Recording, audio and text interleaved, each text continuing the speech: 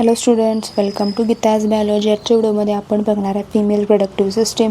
याच्या आधी आपण मेल प्रोडक्टिव्ह सिस्टीम बघितलं आहे, रिप्रोडक्शन इन ह्युमन्स बघितलं, सेक्शुअल रिप्रोडक्शन बघितलं आहे आणि आज आपण कवर करणार आहे फिमेल रिप्रोडक्टिव्ह सिस्टीम. आता एका female reproductive system, human female reproductive सिस्टीममध्ये कुठल्या कुठल्या गोष्टी असतात. पेअर ऑफ ओव्हरीज असते, पेअर ऑफ ओव्हिडक्ट्स असते, युटेरस असते, वजायना असते, एक्सटर्नल जेनायटिलिया असते, पेअर ऑफ वेस्टिब्युलर ग्लँड्स असतात आणि पेअर ऑफ मॅमरी ग्लँड्स असतात. हे सातीच्या साती एका फिमेल रिप्रोडक्टिव्ह सिस्टीममध्ये असतात. हे तुम्हाला लिहावं लागणार आहे जर तुम्हाला विचारलं तर बोर्ड एक्झाममध्ये. त्यातलं पहिलं ओव्हरी. आता हे काय आहे, प्रायमरी फिमेल सेक्स ऑर्गन आहे. जसं मेल्समध्ये टेस्टिस असतात. ह्यांचं कारण तुम्हाला सांगितलं तसं रिप्रोडक्टिव्ह सिस्टीमचं मेन काम काय आहे, रिप्रोडक्शन घडवून आणणं. तर रिप्रोडक्शन घडवून आणायला फिमेल रिप्रोडक्टिव्ह सिस्टीमला स्वतःचं काहीतरी तयार करावं लागणार आहे. स्वतःचं त्याचं तयार काय करतं, ओवम किंवा आपण काय म्हणू शकतो, एग सेल तयार करतं. मेल रिप्रोडक्टिव्ह सिस्टीम स्वतःचं काय तयार करतं, स्पर्म तयार करतं. हे तयार करणार कोण आहेत, मॅन्युफॅक्चरर कोण आहेत, ओव्हरी आहेत. त्यामुळे पण त्याला काय प्रायमरी फिमेल सेक्स ऑर्गन म्हणतो. आता ह्याचं काम काय आहे, production of egg, ovum of the female reproductive hormones. आणि हे कसे आहेत, सॉलिड आहेत, जे पूर्ण भरीव आहेत, ओव्हल आहेत, अंडाकृती आहेत, ॲल्मंड ऑर ॲल्मंड शेप, बदामाच्या शेपचे आहेत किंवा ओव्हल शेप आहेत. हे कसे आहेत, 3 सेंटीमीटर त्यांची लेंथ आहे, 1.5 सेंटीमीटर त्यांची ब्रेडथ आहे आणि 1 सेंटीमीटर थिक आहे. म्हणजे तुम्हाला हाफनं कमी करायचं, 3.5 1.5 × 1 एवढंच लक्षात ठेवायचं. ते कसं लक्षात ठेवलं होतं, 4 ते 5, 3 ते 2 आणि 1 असं लक्षात ठेवलं होतं आपण टेस्टिसचं. हे कसं लक्षात ठेवणार, 3 ह्याच्याबरोबर हाफ किती आहे, 1.5 आणि मग 1 एवढंच लक्षात ठेवायचं. तर हे कुठं आहेत ह्याची लोकेशन तुम्हाला नीटला विचारली जाते, CETला पण विचारली जाते, तुम्हाला बोर्ड्सला पण विचारलं जाऊ शकते. Upper lateral part of the pelvis, आपल्या पेल्विक रिजनच्या, वुमनच्या पेल्विक रिजनच्या वर पण थोडंसं कडेला upper lateral part of pelvis कुणाच्या जवळ आहेत, किडनीच्या जवळ आहेत. ठीक आहे. Each ovary is held in position. म्हणजे आता तुम्ही जर बघायला तर हे झालं तुमचं रिप्रोडक्टिव्ह, हे झालं तुमचं uterus.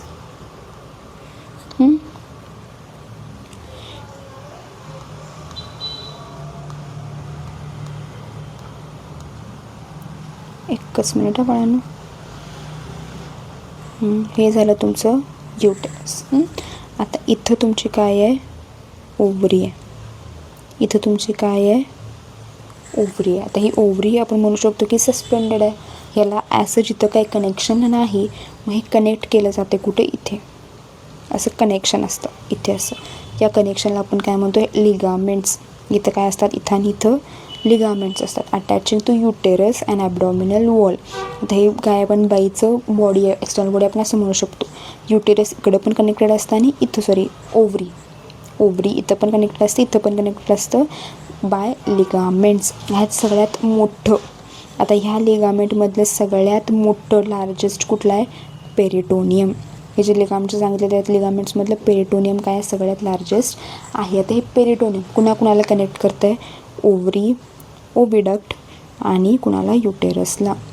To the dorsal body, म्हणजे त्या वुमनच्या मागच्या बाजूला ते काय करणार, कनेक्ट करून ठेवणार. Ovarian ligament attach to ovary to the uterus. आता ओव्हरी काय करते, 5 हार्मोन तयार करते. कुठले कुठले, estrogen, progesterone, relaxin, activin, inhibin. हा प्रश्न 1 मार्कला येतोच. एकदा तुम्हाला MCQला विचारलं जाईल किंवा CETच्या MCQला विचारलं जाईल किंवा बोर्डच्या 1 मार्क, 2 मार्क, 4 मार्कमध्ये सुद्धा 1 मार्कच्या क्वेश्चनमध्ये विचारलं जाऊ शकतं की ओव्हरी कुठले कुठले हार्मोन्स तयार करते. इस्ट्रोजन, प्रोजेस्ट्रॉन, रिलॅक्सिन, ॲक्टिव्हिन आणि इनहिबिन. आता आपण त्याचं डेव्हलपमेंट बघूया ओव्हरीचं. आता हे थोडंसं कन्फ्युजिंग आहे, त्यामुळे थोडंसं वेळानं तुम्हाला लक्ष द्यावं लागेल.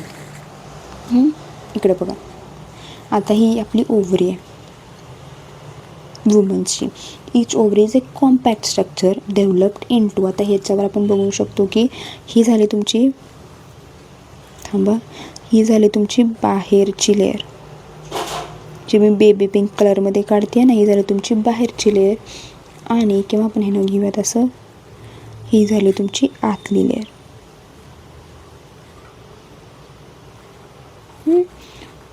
ही झाली तुमची बाहेरची लेअर. त्यामुळं आता हे जे बाहेरचे त्याला आपण काय म्हणणार आहे बाळांनो, कॉर्टेक्स. आणि ह्याला म्हणणार आहे आपण मेड्युला. तुम्हाला लक्षात ठेवायला जर कन्फ्यूज होत असेल तर एम फॉर मिडल लक्षात ठेवू शकता. The cortex is covered external by germinal epithelium. आता इथं कोण आहे तुमचे जर्मिनल इपिथिलियम प्रेझेंट आहेत.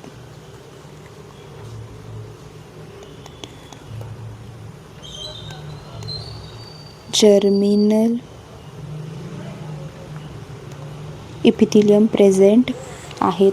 आहे का जर्मिनल इपिथिलियम या कॉर्टेक्सवर. मेड्युलाच्या नंतर द स्ट्रोमा. आता हे मेड्युलाच्या मध्ये तुम्हाला हे दिसतंय ना, ह्याला आपण काय म्हणतो स्ट्रोमा म्हणतो. ह्याच्यामध्ये काय काय आहे, ह्याच्यामध्ये बाळांच्या ब्लड आहे, म्हणजे ब्लड वेसल्स म्हणजे आपल्या शिरा आहेत, लिम्फ वेसल्स आणि नर्व फायबर्स आहेत. म्हणजे इथं मी समजा पेनानं काढलं, हे असं काढलं, ह्याला आपण काय म्हणणार बाळांनो ब्लड वेसल म्हणणार, लिंब म्हणणार किंवा नर्व फायबर म्हणू शकतो. आता द आउटर कॉर्टेक्स. हा कॉर्टेक्स कसा आहे कॉम्पॅक्ट आणि ग्रॅन्युलर म्हणजे असं आपण वरवरीत म्हणतो ना तसं ग्रॅन्युलर, आणि it shows large and tiny message of ovarian follicles. आता इथं जर्मिनल इपिथिलियम आहे, आता ओव्हरी इथंच तयार होणार ना, इथं जर्मिनल इपिथिलियम ओव्हरी इथंच तयार होणार. ठीक आहे, तिथे तेच दिलं ovarian follicles.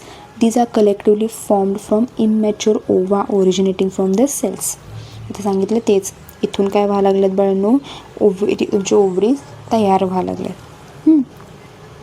The cells migrate to gonal region during embryonic development and divide mitotically.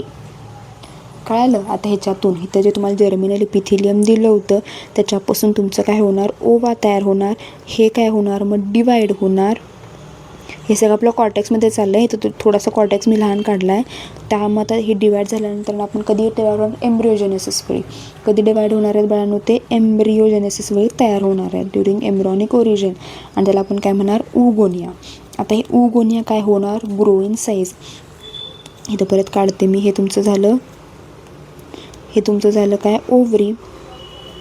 आता फक्त आपण कॉर्टेक्सबद्दल बोलतोय म्हणून मी कॉर्टेक्स थोडासा तर काय करते मोठा घेते.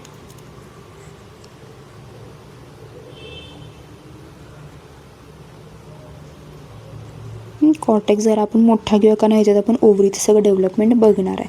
आता इथे तुमचे जर्मिनल इपिथिलियम होते,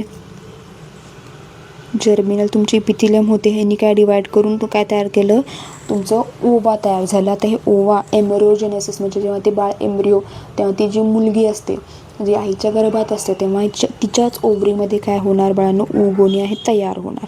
आता हे ऊगोनिया काय होणार डेव्हलप इन साईज. त्यांचा साईज ते काय करणार वाढवणार. Surrounded by a layer of granulosa cells. आता हे जे मोठे मोठे व्हायला लागले की ह्यांच्यावर हे जे छोटे छोटे सेल्स आहेत हे जेव्हा काय होतात डिवाइड होऊन त्यांनी ऊगोनिया तयार केलं. आता हे काय होणार एक मोठं सेल तयार करणार. हे मोठे सेल तयार केल्यानंतर ना त्याच्या साईडला काय म्हणू शकतो आपण एक लेअर ऑफ ग्रॅन्युलोसा सेल्स असणार आहेत. लेअर ऑफ ग्रॅन्युलोसा सेल्स असणार आहेत from the rudiments of ovarian follicles. हे काय आहेत ग्रॅन्युलोसा सेल्स आहेत. The process of oogenesis start सांगितलं तसं much before the birth of female baby. म्हणजे ती मुलगी आईच्या गर्भात असताना तिचा अजून जन्म झालेला नाही आहे पण तेव्हाच ओजेनेसिस स्टार्ट होतं. मेलमध्ये स्पर्मॅटोजेनेसिस कधी स्टार्ट होतं आहे 14व्या-15व्या वर्षी जेव्हा तो मुलगा वयात येतो तेव्हा. पण फिमेलमध्ये ती आईच्या पोटातच अजून जन्माला झालेली नाही आहे तेव्हापासूनच तिने काय केली तयारी स्टार्ट केली before the birth of female baby. आणि संपतंय कधी एंड ऑफ 12 वीक्स म्हणजे 12 आठवडे किंवा 4 महिने झाल्यानंतर काय होणार त्याची ओव्हरी फुली डेव्हलप होणार आहे. आता जेव्हा ती आईच्या गर्भात असते तेव्हा तिच्याकडे 2 मिलियन प्रीमोर्डाईल फॉलिकल्स असतात. म्हणजे जे छोटे छोटे तुम्हाला दाखवले मी हे वाले हे किती असतात 2 मिलियन प्रीमोर्डाईल फॉलिकल्स असतात. आता the cells of germinal epithelium give rise to group of oogonia. सांगितलं तसं give rise to group of oogonia into the cortex in the form of cords. आता हे जेव्हा बाहेर येतात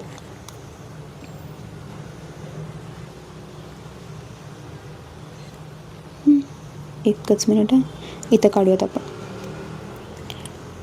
हे तुमचं झालं जर्मिनल इपिथिलियम. ह्याच्यातून जेव्हा सेल्स येतात तेव्हा त्यांचा असा मास असतो म्हणजे ते एकत्रित असतात. त्याला आपण काय म्हणायला लागलो बाळांनो एग ट्यूब्स ऑफ प्लफलर. आपण त्याला काय म्हणायला लागलो बाळांनो, तेव्हा एग ट्यूब्स ऑफ प्लफलर. आता हे कसं झालं, कॉड एक तयार झाला आणि एक मास तयार झाला. दिसतं इथं तुम्हाला कॉड एक तयार झाला आणि मास एक तयार झाला आहे. आता हा जो कॉड आहे तो तुम्हाला अनेकदा काढून दाखवते. हा तुमचा कॉड आहे, हा तुमचा कॉड आणि इकडे काय तुमचा मास आहे. म्हणजे इथं तुमचे काय आहेत, उगोनिया आहेत. हा कॉडला आपण काय म्हणतोय बाळांनो, each cord at end has a round mass of oogonial cells called as egg nest. ह्याला आपण काय म्हणणार, एग नेस्ट. कळतंय की कन्फ्यूज होतं आहे? मी परत एकदा सांगते, ज्यांना कळाले त्यांनी स्किप करू शकता, ज्यांना नाही कळालं त्यांनी ते बघू शकता. आपलं काय झालं, मी तुम्हाला काय सांगितलं, 2 रिजन असतात, एक कॉर्टेक्स, एक मेड्युला. कॉर्टेक्समध्ये काय असणार आहे बाळांनो, जर्मिनल इपिथिलियम असणार आहे. हे जर्मिनल इपिथिलियममधून कधी, जेव्हा ती मुलगी आईच्या पोटात आहे तेव्हा, अजून तिचा जन्म झालेला नाही, अजून ती गर्भ आहे तेव्हा, जी तिची ओव्हरी तयार होत असते तेव्हा ती काय होणार, प्रीमोडल सेल्स तयार करणार. प्रीमोडल सेल्स किंवा ओवा तयार करणार. ते तयार होऊन काय करणार, म्हणजे ओवम किंवा ऊसाईट तयार करणार. ते त्यांची साईज वाढवणार. साईज वाढवल्यावर त्यांच्यावर काय होणार बाळांनो, एक प्रीमोडल आपण काय म्हणू शकतो, ग्रॅन्युलर सेल्स काय होणार, तयार होणार. इथंपर्यंत तर कळालं. आता पुढं हे जे तयार होण्याची प्रोसेस आहे, जे मला सांगितलं की भरपूर तयार होतात, 2 ते 7 मिलियनपर्यंत ते तयार होतात वगैरे वगैरे, जे आपण सांगितलं ते तयार होतात. ते कसे होतात, असं लॉलीपॉपसारखं तयार होतं. लॉलीपॉपचं पण बघा, एक दांडा असतो आणि वर गोल असतं. तर दांड्याला आपण काय म्हणतो बाळांनो, एग कॉर्ड म्हणतो. कॉर्ड म्हणजे दांडा, त्याला आपण काय म्हणतो, एग कॉर्ड म्हणतो. त्याच्यानंतर त्या मासला आपण काय म्हणतो बाळांनो, ह्या मासला आपण म्हणतो एग नेस्ट. ठीक आहे. From which the primordial ovarian follicles develop आणि इच प्रीमोडल फॉलिकल हॅज, सांगितलं तसं आहे, सेंटर लार्ज प्रायमरी oocyte. इथपर्यंत कळालं. हे तुम्हाला मी काय सांगितलं, एग कॉर्ड, हे झालं एग नेस्ट, ह्याच्यात झालं तुमचे प्रीमोडल फॉलिकल्स. आता प्रीमोडल फॉलिकल्स काय होणार, डेव्हलप व्हायला स्टार्ट होणार, मोठे मोठे डेव्हलप व्हायला स्टार्ट होणार. तर ह्यांच्यामध्ये तुम्ही जर बघायला गेलात ना, तर अशी एक लेअर असते, त्याच्यावर एक लेअर असते आणि मग मेन तुमचा oocyte असतो. म्हणजे oocyte एवढाच असतो, पण त्याच्या लेअर मोठ्या मोठ्या असतात. म्हणून दिलं बघा प्रायमरी oocyte. हे प्रायमरी oocyte इथं आहे, प्रायमरी oocyte 2 आहे इथं आहे, पण याच्यावर हे लेयर्स तयार आहेत. तर प्रायमरी oocyte काय करणार, मिओटिक डिव्हिजन स्टार्ट करणार. जे मिओटिक डिव्हिजन करायला स्टार्ट करणार, हे 2Nचं कन्वर्जन करणार Nमध्ये. 2 मिलियन हे तुम्हाला प्रीमोडल फॉलिकल सांगितले होते मी, कधी, जी अजून ती जन्मायचीच आहे, आईच्या गर्भात होती तेव्हा तिच्याकडे किती होते, 2 मिलियन प्रीमोर्डियल फॉलिकल्स होते. त्यातले आता किती राहिलेत, फक्त जेव्हा ती जन्माला येते तेव्हा 1 मिलियन राहतात. म्हणजे 2 मिलियनमधले फक्त 1 मिलियन ती जेव्हा ती जन्माला येते तेव्हा ती फक्त 1 मिलियनच घेऊन येते. त्यातले पण ती वयात येऊपर्यंत 60,000 ते 80,000च राहतात. म्हणजे 2 मिलियन होते, कधी 2 मिलियन होते जेव्हा ती आईच्या पोटात होती तेव्हा, जन्माला आले तेव्हा किती होते, 1 मिलियन होते. पण ते वयात कधी यायला लागले, 12-13व्या वर्षी वयात यायला लागले, तेव्हा त्याच्याकडे किती असणार आहेत, 60 ते 80 असणार आहेत. ठीक आहे. लार्ज स्केल ऑफ डिस्ट्रक्शन, आता भरपूर डिस्ट्रक्शन व्हायला, इथे 1 मिलियन, इथं पण डिस्ट्रक्शन व्हायला, त्याला आपण काय म्हणतो, अट्रेशिया म्हणतो. ठीक आहे. Development of primordial follicles in to graafian follicle कधी स्टार्ट होणार, प्युबर्टीमध्ये, जेव्हा ती वयात येते ना तेव्हा ते मॅच्युअर ग्राफियन फॉलिकल्समध्ये तयार होणार, तोपर्यंत तयार होणार नाहीत. जेव्हा त्यांची मासिक पाळी काय होते, येते, तेव्हा आपण म्हणू शकतो की ते काय करणार, मॅच्युअर ग्राफियन फॉलिकलमध्ये ते डेव्हलप व्हायला स्टार्ट होणार. इच मेन्च्युरल cycle only one of the premodal follicle starts growing from the Graafian follicle. म्हणजे जे प्रीमोडल फॉलिकल तुम्हाला दाखवले होते मी, ते छोटे छोटे छोटे छोटे छोटे याच्यापासून एक मोठं ग्राफियन फॉलिकल काय होणार आहे, तयार होणार आहे, पण कधी महिन्याला एकच. ठीक आहे. महिन्याला एकच, ते पण कसं अल्टरनेटिव्ह, एकदा ह्या ओव्हरीमधून एकदा या ओव्हरीमधून. द फर्स्ट मेन्स्ट्रुअल सायकल मेनार्कमध्ये पहिली मासिक पाळी त्या मुलीची, तर आपण काय म्हणतो मेनार्क म्हणतो, तर 13व्या वर्षी येते. नॉर्मली 12, 13, 14 वर्षापर्यंत येते. आणि मेनोपॉज डिपेंड करतो की एक्स किती राहिलेत तिच्याकडं, ते 45 to 55 इयर्सपर्यंत, म्हणजे 45 ते 55 वर्षांपर्यंत ते येऊ शकतं. ह्या दोन्हीमधला जो काळ आहे मेनार्कपासून ते मेनोपॉजपर्यंत, तो असतो त्याचा रिप्रोडक्टिव्ह एज, म्हणजे त्या एजमध्ये ती बाळाला जन्म देऊ शकते. फक्त मेनोपॉजच्या नंतर ती बाळाला जन्म देऊ शकत नाही नॅचरली. आणि मेनार्क यायच्या आधी, म्हणजे तिची मासिक पाळी यायच्या आधी ती बाळाला जन्म देऊ शकत नाही. परत मेनोपॉज झाल्यानंतरनं सुद्धा ती नॅचरली बाळाला जन्म देऊ शकत नाही, आर्टिफिशियली किंवा आपण मेडिकलच्या सहाय्यानं करू शकतो. हे किती वर्षाचं असतं? 32, म्हणजे ती 32 वर्षापर्यंत, म्हणजे 32 वर्षाचा मधला काळ जो आहे त्यात ती बाळाला जन्म देऊ शकते. ठीक आहे. महिने काय केले, मॅक्झिमम किती एग्ज असतात फिमेलमध्ये, ते म्हणजे 416. का? 32 वर्षापर्यंत ती बाळाला जन्म देऊ शकते, म्हणजे 32 वर्षाचा मधला काळ आहे ना तो, 13 पासून ते 55पर्यंत 32 वर्षाचा तो काळ आहे. स्टार्ट कधी झालं होतं? 13व्या वर्षी. जर तुम्ही जर मल्टिप्लिकेशन केलं तर किती येतं? 416 एग्स येतात. ठीक आहे. आता आपण काय बघूया, थोडीशी ओव्हेरियन हिस्टॉलॉजी बघूयात ऑफ मॅच्युअर फिमेल. आता चेंजेस इन ओव्हरी कशा आहेत? सायक्लिक आहेत, म्हणजे प्रत्येक महिन्याला होतातच. त्याच्यात काय होणार? Maturation of primordial follicle. जे प्रीमॉडल फॉलिकल मी मला काढून दाखवले होते इथले हे वाले, यांचं दर महिन्याला काय होणार? डेव्हलपमेंट होणार आहे. Development into primary secondary Graafian follicle. आता ईच प्रायमरी फॉलिकलवर, आता ते इकडे बघा, जे छोटे छोटे मी काढले होते, जे छोटे छोटे मी हे काढले होते, हे झाले तुमचे प्रीमॉडल फॉलिकल्स. आता हे काय होणार आहे? तुमच्या प्रायमरी ओसाइटमध्ये होणार आहे. त्यामुळे समजा ही झाली त्याची सेल. याच्यावर काय होतं? अशी एक लेयर येते. कशाची लेयर आली आहे ही? तुमच्या आपण म्हणू शकतो क्युबॉइडल फॉलिक्युलर सेल्सची, म्हणजे क्युबॉइडल फॉलिक्युलर सेल्स आहेत त्याच्यात. असे क्यूब आहेत, चौकोनी चौकोनी चौकोनी, हे चौकोनी, हे चौकोनी, हे चौकोनी, हे चौकोनी चौकोनी, असे काय आहेत? हे ग्राफियन फॉलिकल्स आहेत. ह्या पूर्ण लेअरला आपण काय म्हणतो? ह्याला आपण म्हणणार आता प्रायमरी फॉलिकल.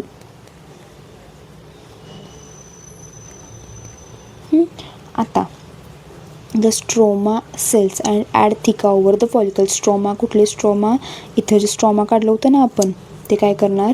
फॉलिकल्स ॲड करत जाणार. ठीक आहे. ते झालं.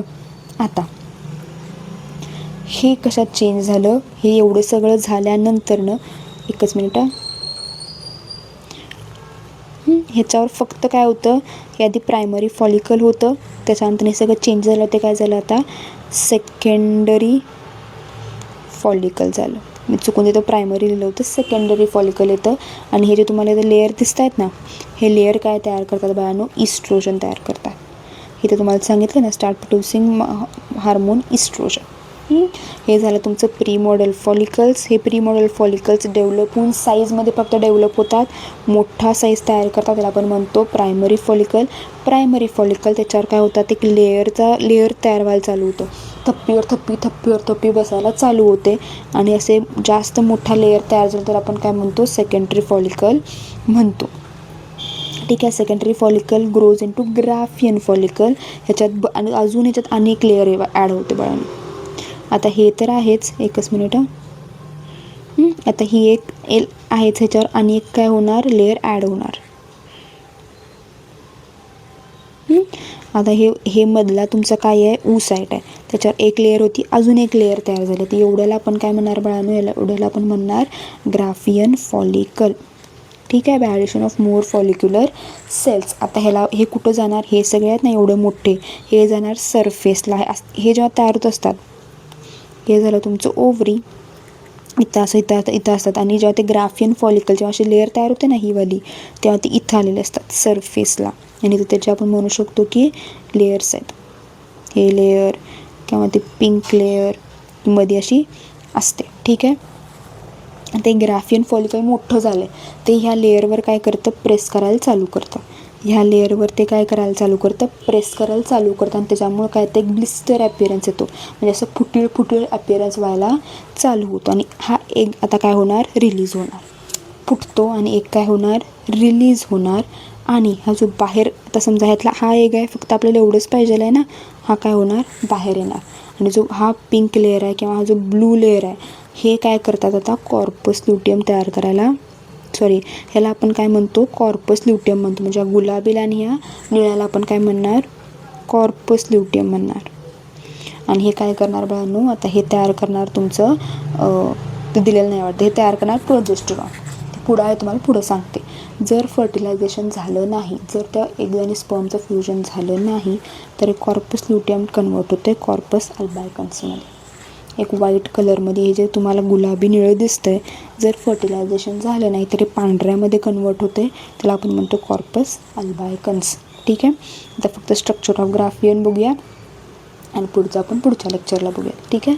स्ट्रक्चर ऑफ ग्राफियन फॉलिकल, म्हणजे आपण हावाला ह्याचं स्ट्रक्चर बघतोय आता पूर्ण आतपर्यंत जाऊ. म्हणजे काय आहे ते, ग्राफियन फॉलिकलमध्ये काय आहेत, मॅच्युअर ओव्हेरियन फॉलिकल आहे, is a mature ovarian follicle. ठीक आहे. अँड इसेंट्रिक सेकंडरी ऊसाइट, आपला जो काही सेकंडरी ऊसाइट होता हा वाला, त्याच्यावर एक काय झाली, नॉन सेल्युलर लेअर तयार झाली, नॉन सेल्युलर लेअर तयार झाली. त्याला आपण काय म्हणतोय बाळ, झोना पेल्युसिडा. ह्याला आपण काय म्हणणार, झोना पेल्युसिडा, झोना पेल्युसिडा. ते secreted by vitelline member of oocyte. ही जे ब्लू लाईन दिसते ना तुम्हाला, ही ब्लू लाईन, पिंक केली मी त्याला, तर ही ब्लू लाईनला आपण काय म्हणणार, काय म्हणतो बघा, विटेलाइन मेम्ब्रेन. ही काय करायला, त्याचं बाहेरचं कवरिंग तयार करते, त्याला आपण म्हणतो झोना पेल्युसिडा. आता ह्याच्यावर अनेक लेअर तयार होते, त्याला आपण म्हणतो आउटर मोस्ट प्रोटेक्टिव्ह लेअर, थिका एक्स्टर्ना. आणि आतली आपण हे लेअर म्हणतो, त्याला आपण काय म्हणणार, सेल्युलर थिका इंटरना. आणि हे आतली लेअर ही झाली तुमची आउटर थिका एक्स्टर्ना, ही आतली झाली थिका इंटरना. आणि थिका इंटरना काय तयार करते बाळांनो, इस्ट्रोजन तयार करते, तुमचा फिमेल हार्मोन तयार करते. इनर टू थिका इंटरना हे काय आहेत, फॉलिक्युलर, हे तुमचं इनर टू थिका इंटरना काय, तुमचे फॉलिक्युलर सेल्स आहेत, फ्रॉम द मेम्ब्रेन ग्रॅन्युलोसा. ठीक आहे. इथं थोडंसं तुम्हाला कन्फ्यूज होणार आहे, माहिती आहे मला. तुम्ही फक्त डायग्राम बघा, बाकी तुम्हाला काही बघायची गरज नाही. मी तुम्हाला इथंपर्यंत तुम्हाला कळालं आहे बाळांनो. मी तुम्हाला काय सांगितलं की हा आपला सेकंडरी ऊसाइट आहे, प्रायमरी ऊसाइट, सेकंडरी ऊसाइट ते आपण नंतर बघणार आहे. इथं फक्त लक्षात ठेवा की सेकंडरी ऊसाइट नावाचं काहीतरी एग सेल असतं फिमेल बॉडीमध्ये, त्याचा हे काय आहे, 2n आहे. आता हे जे सेकंडरी ऊसाइट आहे, ही जी लाईन दिसते ना, ही तुम्हाला ही ब्लू लाईन, ती काय करणार, आपल्या बाजूला एक लेअर तयार करणार, ह्याला आपण काय म्हणणार आहे, विटेलाइन मेंबर, विटेलाइन मेम्ब्रेन. आता ही यांच्यावर काय करणार आहे, एक लेअर तयार करणार. ह्या लेअरला आपण काय म्हणणार आहे बाळांनो, ह्या लेअरला आपण म्हणणार आहे झोना पेल्युसिडा. इथंपर्यंत कळालं. स्वतः तो एक सेलच तयार करतो. आता हे झोना पेल्युसिडा पण तुम्ही बघू शकता, बाहेरची एक लेअर आहे, ही बाहेरची पण एक लेअर आहे, आतली पण लेअर आहे. आतली ती ब्लू घ्यायची नाही, ब्लूच्या साईडची ही वाली घ्यायची, ब्लूला मी केलेलं नाही. बाहेर आहे ती थिका एक्स्टर्ना आहे आणि आत आहे ती थिका इंटरना आहे. ठीक आहे. आता बाहेरची लेअर काय करणार, प्रोटेक्ट करणार त्या एक्सेलला, आणि ही आतली लेअर ही जी आहे ही काय करणार, इस्ट्रोजन तयार करणार. इथपर्यंत कळालं. आता बघूया ही एक्सेल, मी फक्त एक्सेल सेपरेट काढते इथं. आता ह्याला आपण काय म्हणतो, मेम्ब्रेनोसा ग्रॅन्युलोसा, मेम्ब्रेन किंवा मेम्ब्रेन लक्षात ठेवा. आता ही लेअर किंवा हे सेल्स, इथले जे सेल्स आहेत ना, एकच मिनिट आपण थोडंसं मोठं काढूया. हे समजा हे मोठं काढलं आहे मी इथं, आणि ह्याच्यात सेल्स आहेत हे वाले, हे कुठले आहेत, हे मेम्ब्रेन ग्रॅन्युलोसा सेल्स आहेत, हे मेम्ब्रेन ग्रॅन्युलोसा सेल्स आहेत. हां बाळांनो, हा एक इथं काढला आहे मी, हे मेम्ब्रेन ग्रॅन्युलोसा सेल्स आहेत. आता हे डिफरन्शिएट होणार, म्हणजे यांचं डिव्हिजन होणार, एक आत एक बाहेर. किंवा आपण असं म्हणू शकतो की हा जो सेल आहे हा आता डिवाइड होणार, एक बाहेर येणार, एक आत येणार, एक बाहेर येणार, एक आत येणार, एक बाहेर येणार, एक आत येणार, एक बाहेर येणार, एक आत येणार, एक बाहेर येणार, एक आत येणार. ठीक आहे. डिफरन्शिएटेड इंटू, मी एकाला आपण काय म्हणणार बाळांनो, ह्या एका सेलला आपण म्हणणार डिस्कस प्रोजिनेलिस आणि एकाला आपण म्हणणार कोरोना रॅडिएटा. कळालं? फक्त मेम्ब्रेन ग्रॅन्युलोसा सेल्सच आहेत, त्याच डिफरन्शिएट व्हायला लागल्या आहेत. कशात? कोरोना रॅडिएटामध्ये आणि डिस्कस प्रोजिनेलिसिसमध्ये. आता ह्या सगळ्याला म्हणजे तुमची ही एग सेल, इथं मधली तुमची एग सेल आणि मधल्या ह्या सगळ्या सेल्सला आपण काय म्हणतो बाळांनो, क्युम्युलस. हे मध्ये अजून आहे, तुमचं एग सेल आहे ज्याच्यात तुमचं हे आहे DNA आहे फिमेल ऊसाईडचा, तो इथं आहे.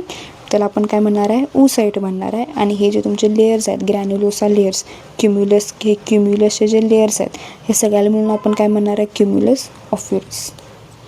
क्युम्युलस ऑफोरस क्युम्युलस पूर्ण हे म्हणजे तुमचे हे सगळे हे ग्रॅन्युलोसा सेल्स पण आणि तुमचा ऊसाईट पण मिळून ह्यात तुमचं झोना पेलोसिडा येत नाही. आता ह्याच्यामध्ये काय होतं, इथं फ्लुइड फिल्ड कॅव्हिटी, या सगळ्या सेल्स मिळून काय होते, एक फ्लुइड फिल्ड कॅव्हिटी तयार होतं. त्याला आपण काय म्हणतो, अँट्रम म्हणतो. लाईज बिटवीन द ऊसाईट, आपल्या ऊसाईटमध्ये, तुमच्या ह्या ऊसाईटमध्ये तुमच्या मेम्ब्रेन ग्रॅन्युलोसा सेल्समध्ये. हे झाले तुमचे मेम्ब्रेन ग्रॅन्युलोसा सेल्स आणि तुमचं ऊसाईट. ह्याच्यामध्ये एक काय असते, फ्लुइड फिल्ड कॅव्हिटी असते. ह्या फ्लुइड फिल्ड कॅव्हिटीला आपण काय म्हणतो, अँट्रम म्हणतो. अँट्रम म्हणतो. आणि ह्याच्यात काय असतं, लुकर फॉलिक्युली असतं. इथपर्यंत कळालं? इथपर्यंत काय डाऊट आहे? हाच पार्ट थोडासा कन्फ्युजिंग आहे, थोडासा काय आहे, त्यामुळे मी आणि परत एक्सप्लेन करते जर तुम्हाला कळालं नसेल तर. ठीक आहे. ओव्हिडक्ट, आता युटेराइन, आता आपण बघितलं हे ओव्हरी. आता हे ट्यूब बघायला नको, हे झालं तुमचं युटेरस, इथून झालं तुमची ओव्हरी. आता ही मधली ट्यूब, याला आपण काय म्हणतो, ओव्हिडक्ट, फॅलोपियन ट्यूब किंवा युटेराइन ट्यूब. हे कसे असतात, horizontally over the peritoneal cavity असतात. ह्याचं प्रॉक्झिमल पार्ट कुणाच्या जवळ आहे, ओव्हरीच्या जवळ आहे. आणि दुसरा पार्ट जो आहे तो युटेरस, सांगितलं तसं. हा युटेरस, हे मधली पाईप आणि ही ओव्हरी, हा झाला तुमचा प्रॉक्झिमल पार्ट, हा झाला तुमचा डिस्टल पार्ट, हा झाला तुमचा प्रॉक्झिमल पार्ट. प्रॉक्झिमल पार्ट कुणाजवळ आहे, ओव्हरीजवळ. डिस्टल पार्ट कुणाजवळ आहे, युटेरसजवळ. आता ही जी प्रत्येक ट्यूब आहे ही 10 ते 12 सेंटीमीटरची आहे. आणि ह्याच्या आत काय आहेत, सिलिएटेड इपिथिलियम आहेत.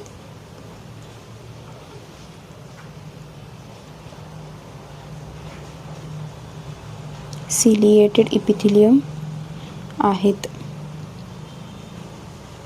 इथपर्यंत कळाले? It can be divided into 3 regions. आता हे जे आपण सांगितलेला 3 रिजनमध्ये आपण डिवाईड करू शकतो. इथं मी तुम्हाला काढलं, हा जो रिजन आहे जो ओव्हरीच्या जवळ असतो त्याला आपण म्हणतो इन्फेंडिलम. त्याच्यानंतरनं हा मधला रिजन त्याला आपण म्हणतो ॲम्प्युला. आणि हा रिजन तुमचा आहे तो म्हणजे फंडस. ठीक आहे. इथपर्यंत कळालं? हा तुमचा झाला कुठला, इन्फेंडिलम. हा झाला तुमचा ॲम्प्युला, हा झाला तुमचा इस्थमस. ठीक आहे. इन्फेंडिलम प्रॉक्झिमल पार्ट आहे with an opening called as ostium. आता हे ओपनिंग काहीतरी पाहिजे ना, ही झाली ओव्हरी ह्याच्यात जाणार आहे, मग दरवाजा काहीतरी पाहिजे की. समजा तुमचं कॉरिडॉर आहे, तर कॉरिडॉरमध्ये जाण्यासाठी दरवाजा पाहिजे, त्या दरवाजाला आपण काय म्हणतोय, ऑस्टियम म्हणतोय. आणि त्याला काय असतात, ऑस्टियमलाच असे फिंगर लाईक प्रोजेक्शन असतात, ते ऊसाईटला घ्यायला, त्याला आपण काय म्हणतो, फिम्बरे. आता the cilia and the movement of fimbriae. इथं जे सिलिया प्रेझेंट आहे, इथलं जे फिम्बरे आहे ते मिळून काय करतात, ओव्ह्युलेटेड एगला पाजवतात म्हणाला सॉरी पोठवतात कुठं, तुमच्या ॲम्प्युलापर्यंत. ठीक आहे. ॲम्प्युला कसा आहे, मिडल आहे, लॉंग आहे, स्ट्रेट आहे. हा तुमचा जो ॲम्प्युला आहे, हा ॲम्प्युला कसा आहे बाळांनो, मिडल आहे, लॉंग आहे, स्ट्रेट आहे. फर्टिलायझेशन इथं होतं आहे, इथं तुमचं काय होणार, फर्टिलायझेशन होणार आहे. ठीक आहे. Fertilisation of ovum takes place in this region. आता ह्याचा जो इस्थमस आहे, जो लास्ट पार्ट आहे, हा कसा असतो, डिस्टल आणि नॅरो असतो. ओपन कशात होतो, तुमच्या युटेरसमध्ये होते. आता युटेरस आपला लास्ट पार्ट. ह्याच्यानंतरनं काय करू आपण, थांबूया. पुढचं जे काही एक्सटर्नल जेनायटिलिया वगैरे आहे ते पुढच्या लेक्चरला बघूयात आपण. ठीक आहे. युटेरसला आपण काय म्हणतो बाळांनो, कॉमनली कॉल्ड ॲज वुम्ब म्हणजे गर्भाशय. हॉलो आहे, मस्क्युलर आहे, पिअर शेप्ड ऑर्गन आहे, located above and behind the urinary bladder. Urinary ब्लॅडरच्या वर आहे पण माग आहे. वर आणि मागं वेगवेगळे शब्द आहेत. 7 सेंटीमीटर लॉंग आहे, 5 सेंटीमीटर ब्रॉड आहे, 2.5 सेंटीमीटर थिक आहे. आता आपण डिवाईड केलं ह्या युटेरसला. तर मी समजा इथे युटेरस काढलं, हे युटेरस काढलं, हे 3 रिजनमध्ये डिवायडेड आहे. ठीक आहे. हा तुमचा वरचा असा असतो ना हा पार्ट. एकच मिनिट, डायग्राम थोडीशी वेगळी काढते. हा झाला तुमचा युटेरस.